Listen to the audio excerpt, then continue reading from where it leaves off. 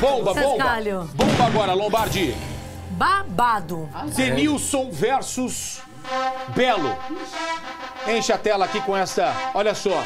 Do lado esquerdo, o pentacampeão mundial, Denilson Show. Do lado direito você vê Belo. O Denilson fez postagens nos últimos dias, brincando, dizendo um belo dia, um belo sol. Ficou zoando com a palavra belo. E a gente sabe que belo é um desafeto de Denilson. Super desafeto.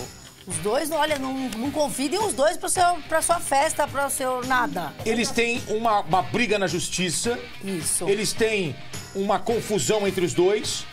E agora ganhou mais um capítulo essa história. Quem se deu bem? Denilson ou Belo? Quem é que tá rindo à toa, Fabiola? Eu já vou falar quem tá rindo à toa. Deixa eu só contar um pouquinho da história.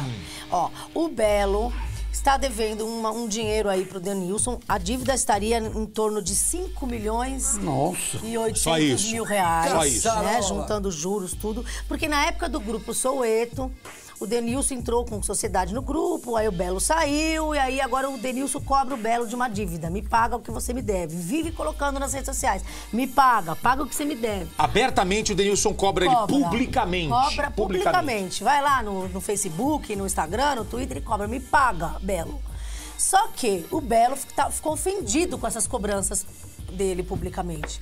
E o que ele fez? Ele foi lá e processou o Denilson. E nessa dele processar o Denilson, adivinha o que aconteceu? Ele processou o Denilson dizendo que o Denilson estava defamando ele. Por injúria, calúnia e difamação. Isso, difamando. Danos morais e queria saber quanto? 500 mil reais do Denilson.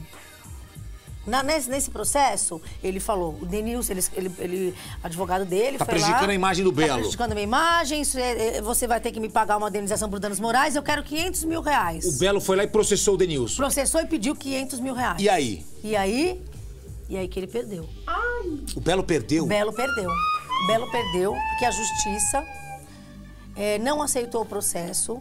Ele foi rejeitado o processo do Belo, porque a dívida existe, então, meu filho, não tem o que fazer. Quer dizer, a juíza falou assim, você tá devendo pro Denilson? Tô. Então ele pode falar? Então ele pode falar. É isso? Menos foi isso que foi esse o resultado aí do processo.